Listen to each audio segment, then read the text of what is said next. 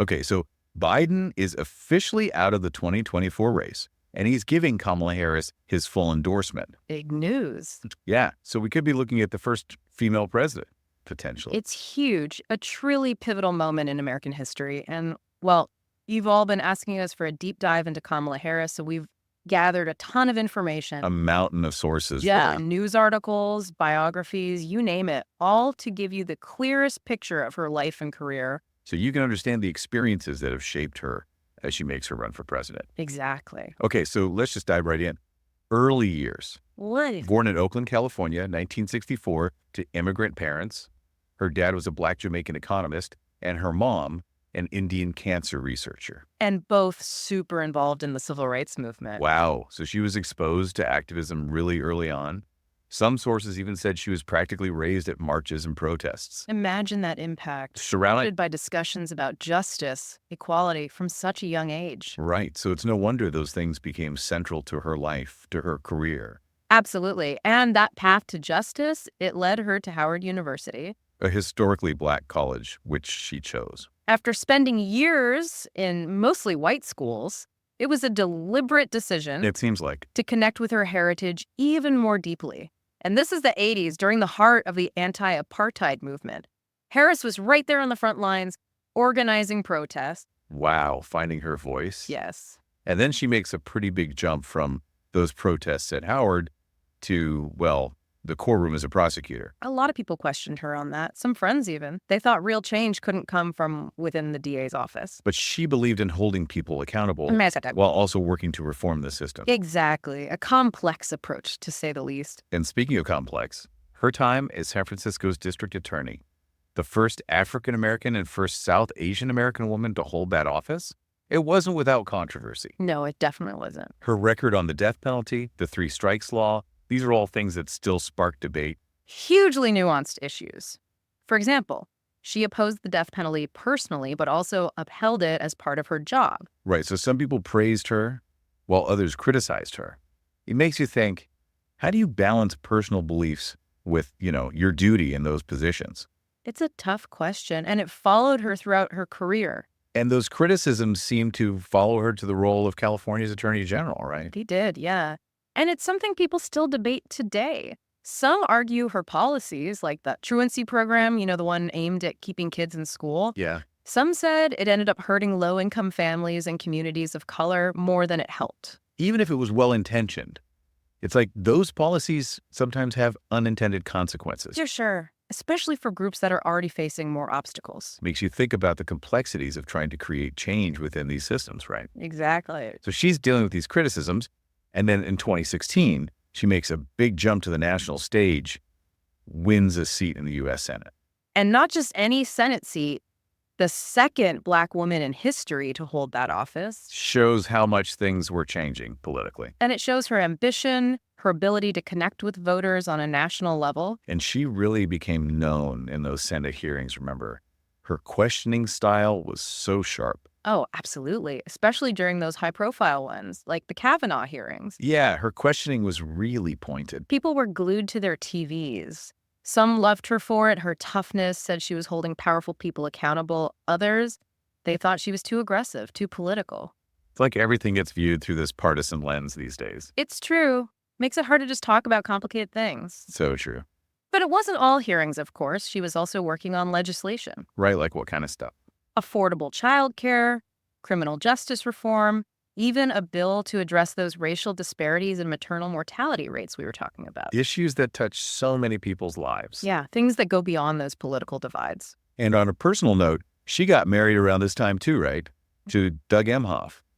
Became Momola to his two kids. That's right, a blended family. You don't see that a lot at that level of politics. It's kind of refreshing, actually. A reminder that politicians have families, lives outside of all that. Totally. Okay, so she's making history in the Senate. She's got family life. And then she goes for the 2020 presidential run. It was a big moment, a lot of excitement, a lot of hurt. But it didn't pan out. It didn't, no. Why do you think that was? Well, her record as prosecutor, as we've talked about, it was a double-edged sword. Right. Some people were wary of that. Especially those concerned about mass incarceration, racial bias in the system. And it was a crowded field that year. So many strong candidates. It was a tough race for sure. And I think in all that, it was hard for her to really solidify her message, one that resonated widely. Okay, so even though she didn't get the nomination, being chosen as Biden's running mate, that was historic in itself. A huge moment. The first Black woman, the first Asian American woman on a major party's presidential ticket. Talk about breaking barriers. She really said something about her experience, her qualifications, and the changing face of American politics. Absolutely. And then they won. Yeah. And she was sworn in, the first female vice president. Yeah. All those other firsts, too. It's quite a story. So how did she do those first few years as VP? She got thrown right into the thick of it. Immigration, voting rights, Roe v. Wade being overturned, the fight for abortion rights, all those huge issues that divide people. Talk about a trial by fire. So how'd she handle it? Well, it's been a mixed bag, depending on who you ask. Like immigration, her role in handling things at the border, a lot of scrutiny there. That's been a tough one for so long. So what was her approach? She tried to tackle the root causes of migration, things like poverty, violence in Central America. And at the same time, she worked on border security, enforcing immigration laws. Sounds like she was trying to find a middle ground. She was. But that's almost impossible with such a polarized issue. Some people felt she wasn't doing enough to help people at the border, while others thought she wasn't being tough enough. It's a no-win situation sometimes, isn't it? It can be, yeah. So much pressure.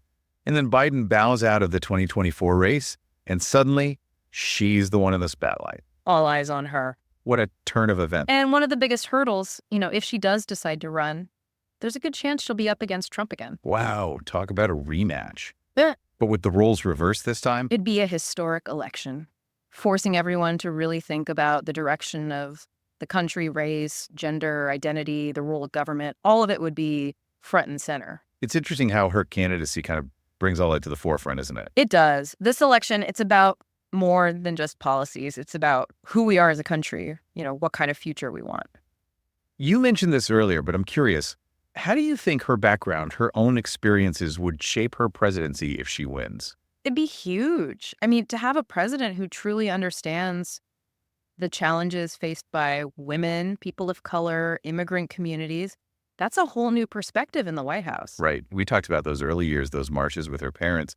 That's not something any other president has experienced. Exactly. It suggests she'd be very aware of those systemic inequalities that still exist. So it could really impact things like criminal justice reform, immigration, even healthcare. Potentially. Though, let's be realistic, even if she wins, it won't be easy. A divided Congress, a polarized country, and the media. They can be brutal, especially to women and minorities in power. She'll need some serious skills to handle all that. For sure. Strategy, negotiation, communication, she'll need it all. It reminds you that being president isn't just about ideas. It's about having the skills to get things done, the support to make those ideas reality. Absolutely. It's a balancing act, juggling all these different things and never losing sight of the bigger picture. So as we wrap up, what should we be watching for in the coming months? Pay attention to how she handles the attacks that are definitely coming, especially about her time as a prosecutor. Can she rise above that? Can she present a vision that connects with enough people? And can she inspire them to actually vote? Exactly. That's the key. It's going to be fascinating to watch it all unfold. And, her story, this whole journey, it makes you think about how America is changing, how we're still trying to figure out what it means to be a nation where everyone has equal opportunities. That's a conversation that needs to happen regardless of who wins. And a conversation we should all be a part of. So as you follow this election, remember everything we talked about today, the context, the issues, what's at stake. This isn't just about picking a president. It's about choosing the kind of future we want. Well said. That's all the time we have for this deep dive. Thanks for joining us.